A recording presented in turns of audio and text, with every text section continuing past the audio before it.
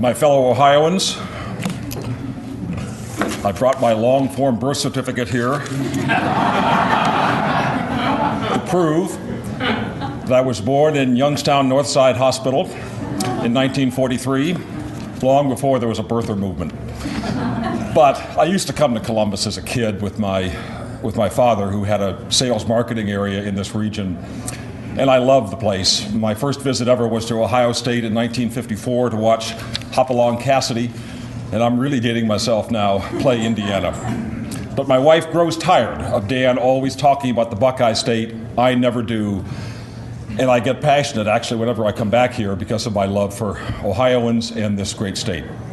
Now, I have to digress and tell a true story about one of my visits to the Buckeye State when I was superintendent. We have a very large alumni base in Cincinnati, and every year at the founding anniversary of West Point, which is March 16th, 1802, in March of every year, the superintendent, the commandant, the dean go out and talk to alumni. And so I had this alumni gathering in Cincinnati. It was weather like this, and of course, there was a flight delay, and I was landing in the greater Cincinnati airport, which I had never been to before. But I was all excited to get there to the alumni from West Point and to talk to my fellow Ohioans. So after about a 2-hour delay, we land, alumnus picks us up, takes me in a rush. I'm reviewing my notes, I'm not watching where I am, go into this tall building, top floor, looking out over the city. And I said, as I did here, it's great to be back in Ohio. You know, I was born in Youngstown Northside Hospital in 43 and raised in Summit County and played sports in the Akron-Cleveland area. And about that point, there was a man in the back of the room raised his hand and said, "General, I'm Colonel Jones. I just want you to know you're not standing in Ohio. You're in the great state of Kentucky." So, I mean, what can I say? I said I could see Ohio from here, and that was my introduction to the greater Cincinnati airport. Look, we have already had the themes so well articulated by Marilyn and Jessica here. And by the way, please eat when the food arrives, because I really want to chat with you about questions. The larger theme is, I think, clear, and that is this extraordinarily active and growing dependency of the United States on what happens outside of our shores. International events determine so much of our national prosperity, our state prosperity, and of course our nation's security. Now, sometimes you never know that by looking at the network news and how tired we grow of the latest saga with Lindsay or Charlie Sheehan's Torpedo of Truth traveling show. Honest to God, when Charlie had his Torpedo of Truth show in Washington, D.C., there were nearly as many lines devoted to that disastrous show as there were to the Arab Spring. But nevertheless, if you can get beyond that and beyond the subtitles on the CNN News, you'll recognize, as I know everybody in this room does, having met many of you in the reception before, that this growing dependency of the United States, our economy, states' economies, and our security on developments overseas is absolutely essential for our prosperity and for our security. And it's the reason why, as Jessica said, so many of us formerly in uniform, nearly 100 3- and 4-stars, are out on the hustings trying to convince influencers like yourself how important it is that this critical budget, the international affairs budget, and technically for those that watch it, it's the functional 150 account that funds the range of things I'm going to talk about in a moment, cannot mindlessly be cut. The term that we've applied to all of this, which was alluded to by Jessica, is called smart power. For those of us that have served at any point in our careers, in this room, active or retired, the idea of boots on the ground, of using defense as a first line for ensuring protection of our security is, I think, well understood. But what's increasingly recognized now is that you can't do that by boots on the ground alone. What you need to do is apply smart power. Smart power complements defense and boots on the ground with diplomats and with development. And one of the best defenders of that, proponents of it, is indeed the Secretary of Defense, Robert Gates, who retires next month. In my judgment, and Anderson Cooper had me on some years ago when the debate about secretaries of defense was rampant. If you remember, and I was not part of this, there were some general officers that wanted to see Don Rumsfeld fired. And I was asked to comment on this. The observation that I made shortly thereafter is that I have never seen a Secretary of Defense work more closely and to integrate more seamlessly the projection of U.S. power and influence than Bob Gates has done, first with Condi Rice in the previous administration, and now with Hillary Clinton. Secretary Gates is a true national hero. In fact, we're recognizing him at West Point here later on in the fall with the award of our Thayer Award, the highest recognition we can give an American public servant. But Gates has been challenging our budgeteers not to be mindless about budget cuts, to make sure that boots on the ground are complemented by diplomats and by funds necessary to support development across the globe. So that's the key point. I'll neck this down for Ohio more succinctly actually at the end here, but Jessica has given a broad overview of why it's important for the state. But let me just say for one moment, from a military standpoint, why this strikes home to me, and perhaps the best example of our dependence is how our economy functions globally in its relationship to jobs here. After I returned from Vietnam in 1970, I taught economics at West Point from 1970 to 73, and I taught it right after lunch. So I could always meter in my mind how many carbohydrates were being consumed by the cadets at the noon lunch before I taught, and would adjust the speech accordingly, both its length and its power, to try my best to keep them awake. Well, sure enough, last month I went back to West Point with the president of the chamber to talk about economics, and we had our lesson in the basic introduction to economics course at 12:55, right after lunch, and the lunch was a giant mega burger filled with carbohydrates. So I was encouraging my boss both to be short and to be very succinct. Back in those days, though, we used the Samuelson textbook, and those of you that took basic economics will recall in those editions, the 4th, 5th, 6th editions, the basic way to determine equilibrium net national product was a little formula that went C plus I plus G plus X minus M.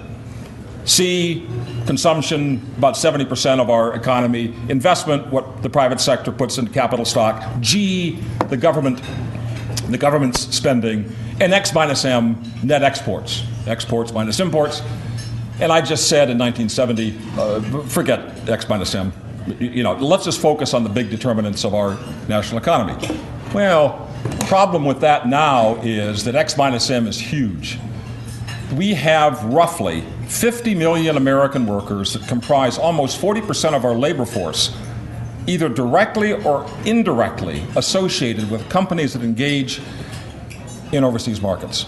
Further, despite all the neuralgia to the contrary, the U.S. is still A, the world's largest exporter, and B, the world's largest manufacturer.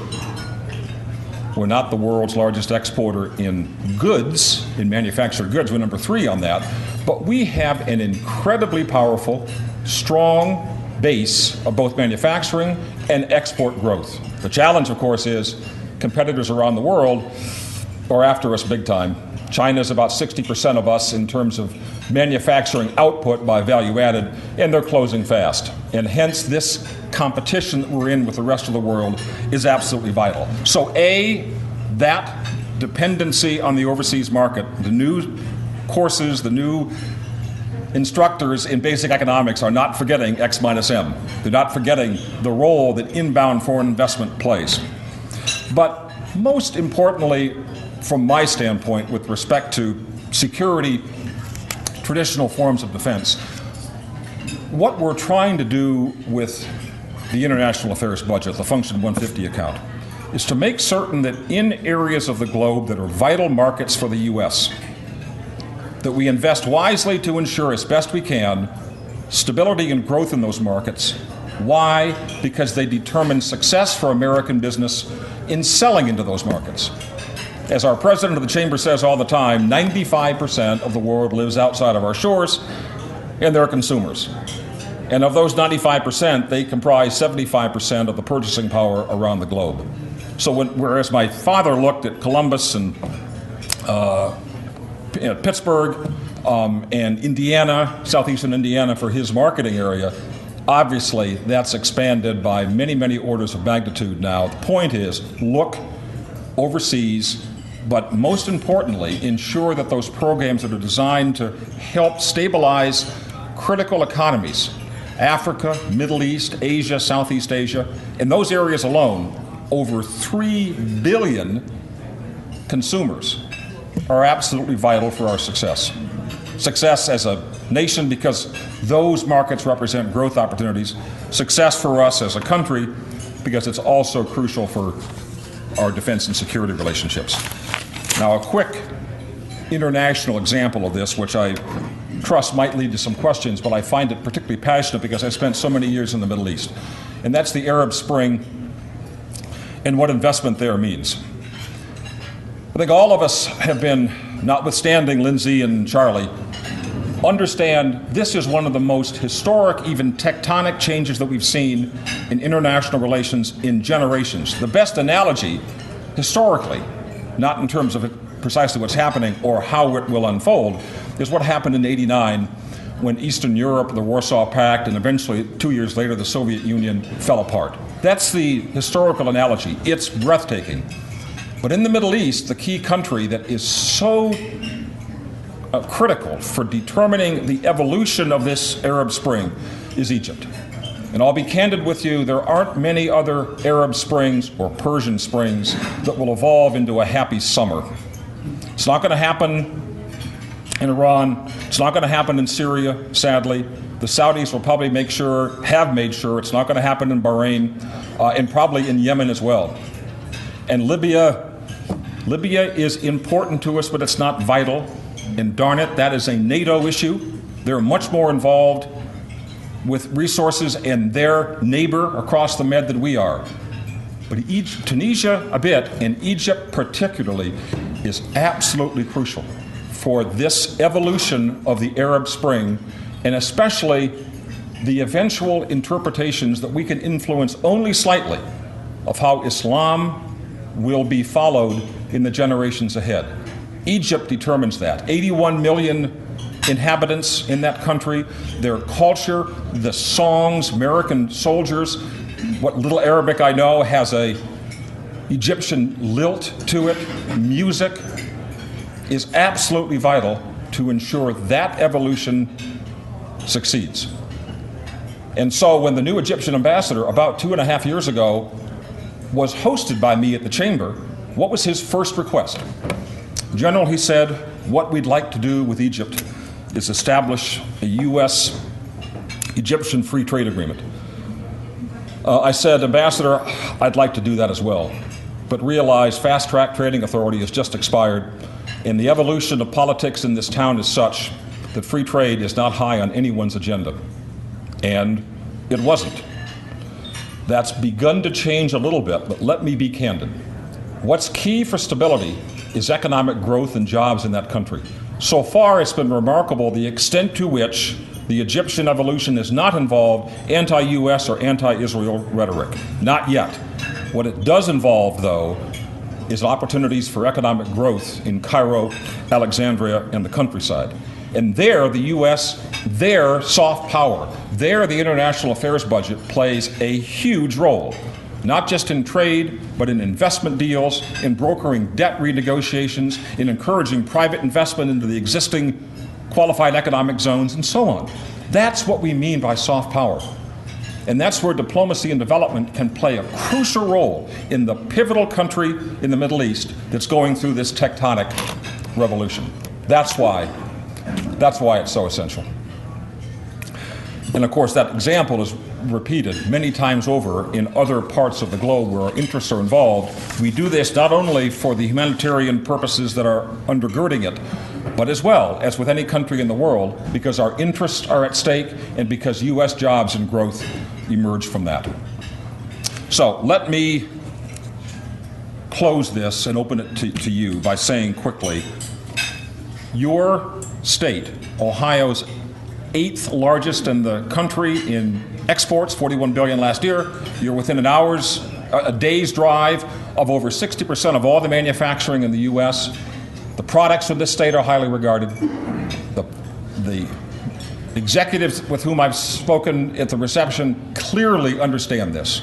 You get the 22,000 students that come here, Ohio State and elsewhere.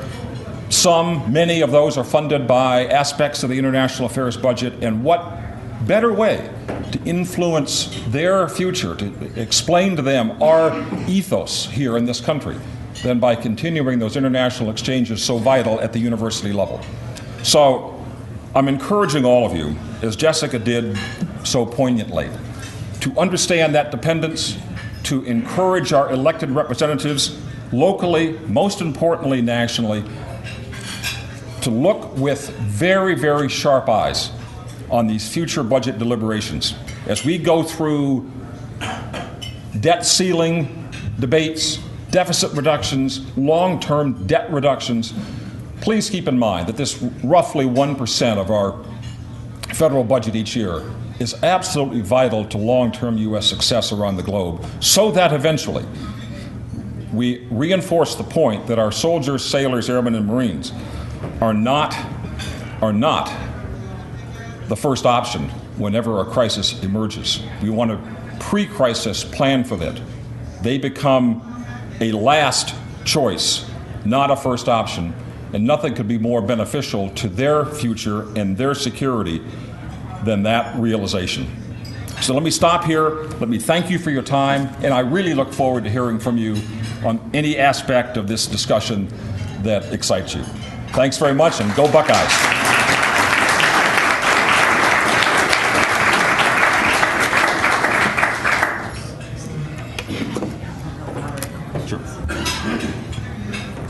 We want to thank Lieutenant General Christman and open it up for questions at this time. Yes, I have a question. For international, Ron Hooker, for international news, I follow the Christian Science Monitor very carefully, as I believe that's perhaps the most objective reading material for the general public. And I get the feeling from reading that Saudi Arabia is going to play an increasing role in its relationship with the quote-unquote kingdoms, with the Kingdom of Oman, the Emirates, Jordan, and Saudi Arabia is able to negotiate and think in those terms with those people. However, the people who live in those Mideastern kingdoms are a very distinct minority as far as population is concerned. You're exactly right. Egypt is the giant. And the question is, do we need to also work with Saudi Arabia and in dealing with Egypt, or should we just leave their work with the kingdoms and focus on unilaterally, or perhaps with France and Great Britain working with Egypt? Should we work with, do you see where I'm coming from? No, I do. Doctor, we have no choice but to work with the Saudis, despite the strain in our relationships.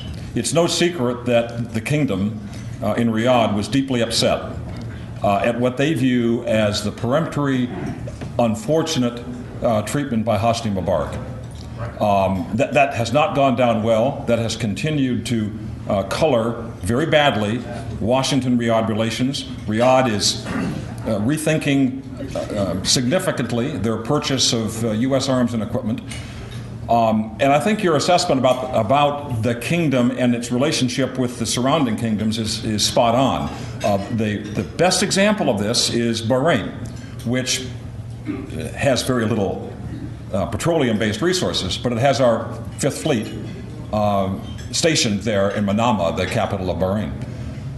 The Saudis, as you know, were invited in. It's not clear exactly the nature of the invitation, but they were invited in to send more than 1,000 troops to quell the majority Shia. And what people fail to understand is that while the Shia are a minority in Saudi Arabia, they constitute the majority in Bahrain. They were the focus of the bulk of the protests, and the Saudis were desperate to rescue the Bahrain kingdom from what they saw as another Mubarak episode. All this to say that the U.S. has got to continue to work a relationship with the kingdom, with Riyadh. They are, after all, the repository of the two most holy shrines in Islam. They are the focus of Sunni Islam's maturation. The challenge, of course, is that the brand of Sunni Islam, which is practiced there, has been a source of concern for U.S. policymakers for years because it has fueled in the minds of many jihadists in Pakistan and Afghanistan, and of course, Osama bin Laden himself. So I'm confident over time we'll get together with the Saudis again more closely. Why? Because they view their existential threat, not necessarily the Shia on the coast. They are good enough to control that, strong enough to control that. What they're most worried about is Iran. They're most worried about the nuclear program that is clearly emerging under the Tehran leadership, and that's an issue where the U.S. and Saudis are closely aligned. Interestingly, when Bibi Netanyahu visits here late this week, that is also an issue, ironically, where the Israelis and the Saudis have extraordinary interest.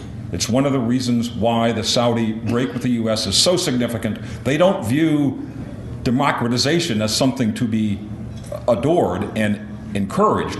They view the expansion of Persian influence in the Gulf, and especially the nuclear program, as existential. And so that relationship will not, in my judgment, in the end, falter.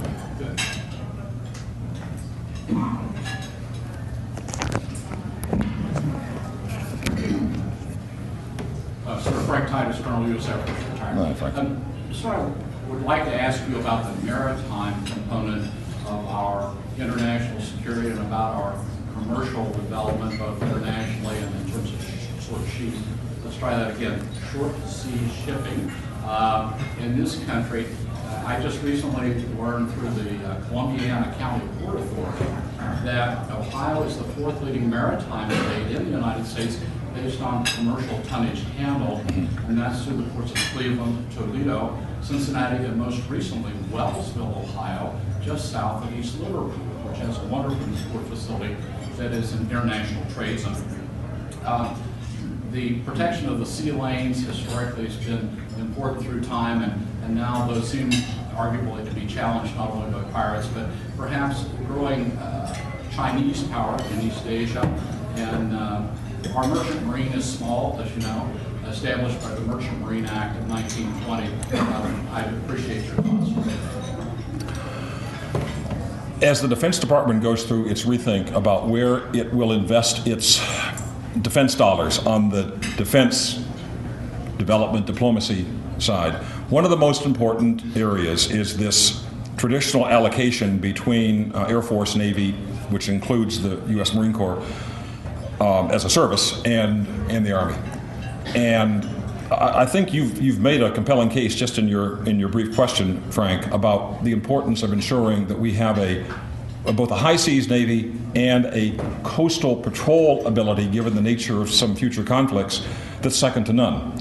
The worry I think that most folks will have at this stage is to look deep about what the growth of the People's Republic of China Navy means. Quieting technology for submarines, a possible introduction of an aircraft carrier, and so on. And the expanding of an area well beyond the East China Sea that determines for the Chinese their area of strategic interest. We are a maritime nation, let's be clear about that. And this is an Army guy saying that. So as we determine the allocation of forces, we've got to make sure that we do that intelligently as well.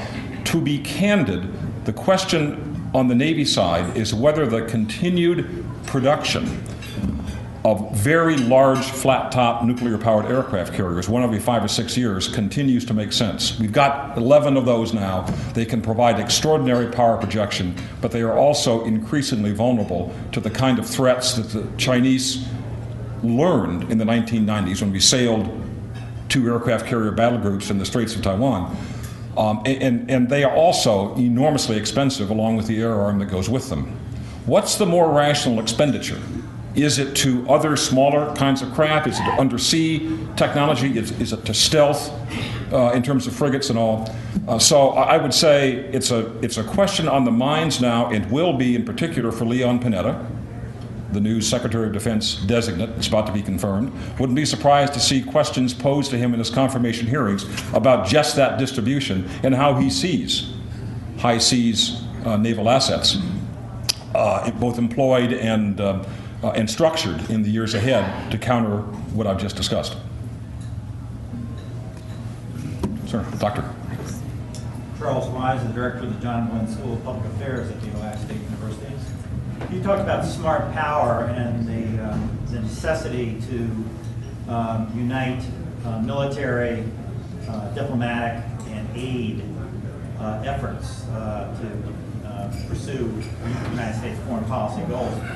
It seems like there is a continuing debate in the administration about how to pursue some of these goals. On the one side, which started, I don't know exactly when, but clearly was visible in the decision of what to do in Afghanistan, whether the effort should be just to emphasize a targeted military response in going after the terrorists and the bad guys, or on the other hand, a broader, more complex operation as advanced by General Petraeus to unite all the 3 legs of the stool of smart power. Yep. And then post-assassination of Osama bin Laden, that debate seems to have been reignited about where the emphasis. It has. I mean, we have to admit that the part of the cost of smart power is it's not quick, it's long, and it's being longer and involving more of these elements, it's expensive. Right. So how do you see the state of the debate in Washington now, and where that is likely to go? Yeah. Now, that's a great question. Did you all hear it? The debate in Washington, to summarize this, the military just loves acronyms here. So there's the CI debate, counterinsurgency. There's the CT debate, the CI school, the CT school. As Doctor mentioned, the counterinsurgency school, the CI school, generally associated with General Petraeus, Dave Petraeus, who's coming back, of course, to be CIA director, which is, for want of a better term, and this is not fair, but it emphasizes in the counterinsurgency piece a much more holistic, robust, civil, military, nation assistance, nation development, whole of country investment. And right now there are 140,000 boots on the ground, U.S. plus NATO. There's been a military surge. President Obama announced the civilian surge. Didn't happen.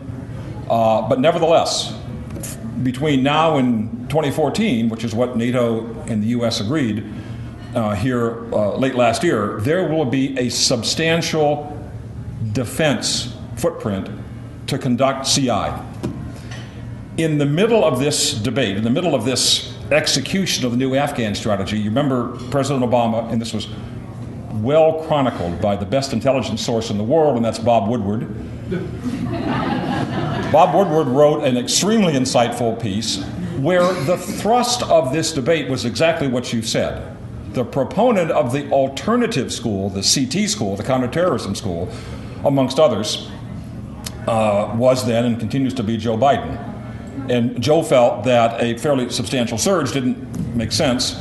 What we needed was a focused counterterrorism effort, A, because al-Qaeda in Afghanistan had been reduced to a fairly small number, B, because we were getting such good intelligence and had such good capabilities in our special operations forces that we could go after selected targets and destroy this image about what al-Qaeda represented internationally and do it far more cheaply, at far less risk to American troops, and get on with it.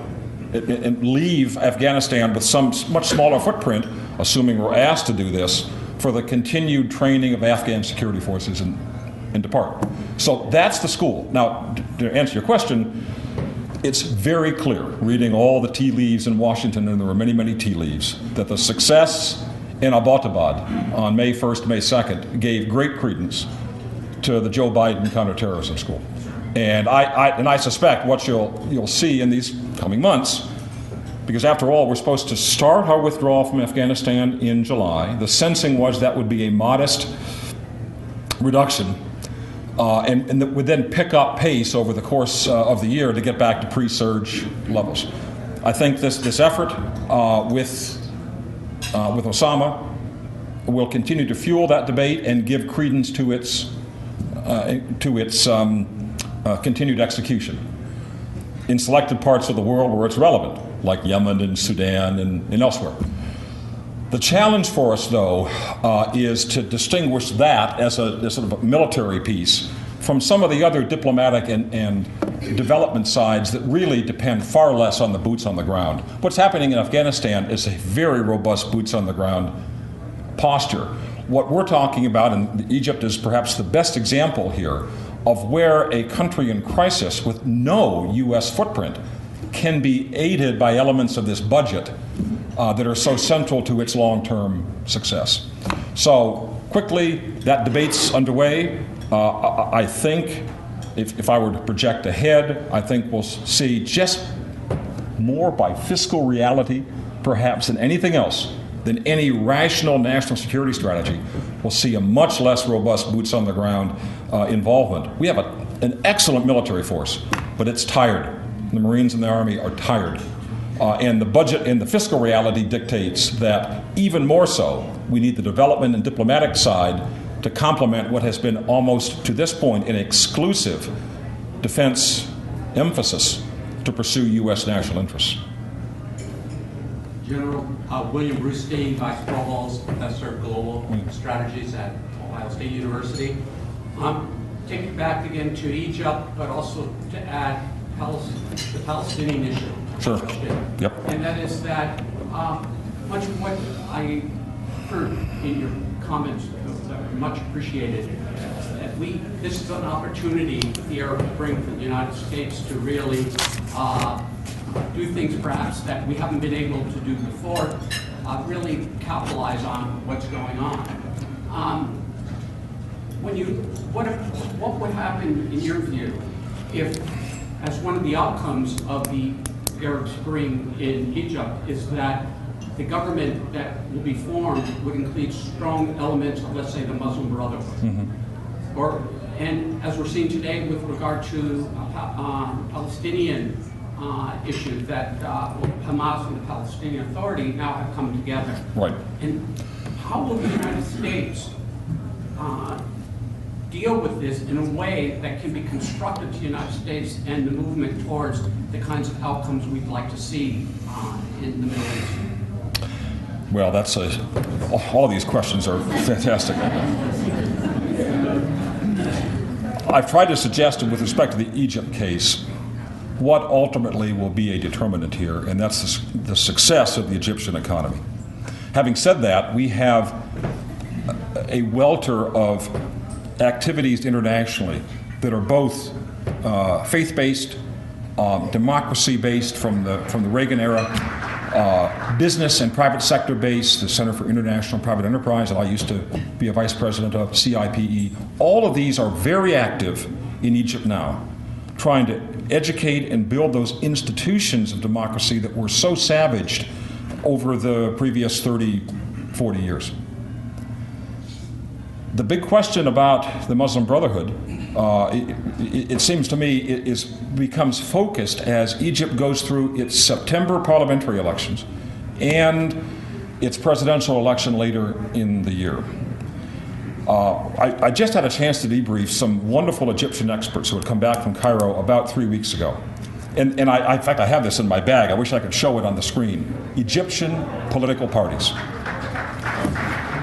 There's a new party in Egypt now that explodes, that mushrooms, that is developed, I don't want to use the word explode, that comes on the scene about every three or 4 days. And so we've got 50 or 60 Egyptian parties. The Muslim Brotherhood itself is split into at least 3 major groups by demographics, by age, by profession, doctors, attorneys, and workers, and by religion. And so there are elements of the Muslim Brotherhood right now, wearing coat and tie, wonderfully educated, speak English, want to participate in the process. There are others who are Salafists. And so how Egypt evolves in this regard, you and I were chatting on perhaps the best model going forward, is to look at other examples, aided perhaps by the civil society funding that we're encouraging now in the government, partly by the international affairs budget, and that's Ankara. You know what's happening in Istanbul and Ankara and Turkey. It's a fascinating case where you have the patina of Islam through the society, but it's a society basically secular, with a very strong military that stayed in the barracks, an economy that's booming. What's wrong with looking at the Turkey model? Many are saying Tunisia, Cairo, and so on. And many are. I don't see Egypt following the theocratic model in Tehran. First of all, Egyptian civil society has traditionally been much more secular and Western-oriented. Second, it's Sunni, not Shia, so there's no theocratic leader who naturally can see Egyptians gravitating around that person. But I would say this is not assured. The example which I've used in speeches on the Middle East to this point is to go back, strangely enough here, to Victor Hugo and Les Miserables. Victor Hugo wrote Les Miserables, influenced generally by the events in Europe in the revolutions of 1848. If you want to see the historic example way back in the middle 19th century, that's probably the best one, that started so robustly, northern Italy and southern France and what we would today call Germany. But it petered out less than 2 years later. And of course the musical that came from that, again loosely based on the novel, but there was this wonderful line drawn from Victor Hugo's views about this, which went as follows. The song goes, "We dreamed and sang about tomorrow, but tomorrow never came." And that's what worries me a lot. Even about those revolutions where we have some optimism that there's a way forward here. On the Palestinians, let me just say, I was involved for 2 years in the peace process, and I've never seen the prospects for peace dimmer. We were extremely close. Yasser Arafat never missed the opportunity to miss the opportunity. And he missed the opportunity time and time again. And same with Hafez al-Assad. I mean, that was my responsibility to work with the Egyptians, or work with the Israelis and the Syrians. And we had the structure of a deal between the Israelis and the Syrians on the Golan Heights, on returning the Golan. And Assad couldn't say yes. And then of course, Yitzhak Rabin in the fall of 1995 was assassinated, and that brought to an end, for a generation, any hope, in my judgment, of having a peace process come to an end. And the best signal that this is not going well, in fact, will be in a deep hiatus, was the resignation last weekend of George Mitchell, President Obama's special envoy. I hate to say that, but that's the reality. Yes. With this, all right. You have asked some excellent questions, and we really appreciate General Christman's knowledge, experience, and the fact that he gave up his lunch to answer all these questions.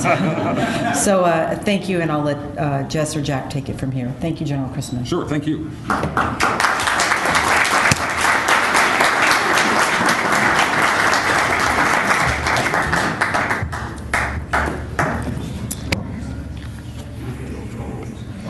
Well, just in closing, I want to thank the Columbus Council on World Affairs, Russ Austin from Battelle, Marilyn Brown,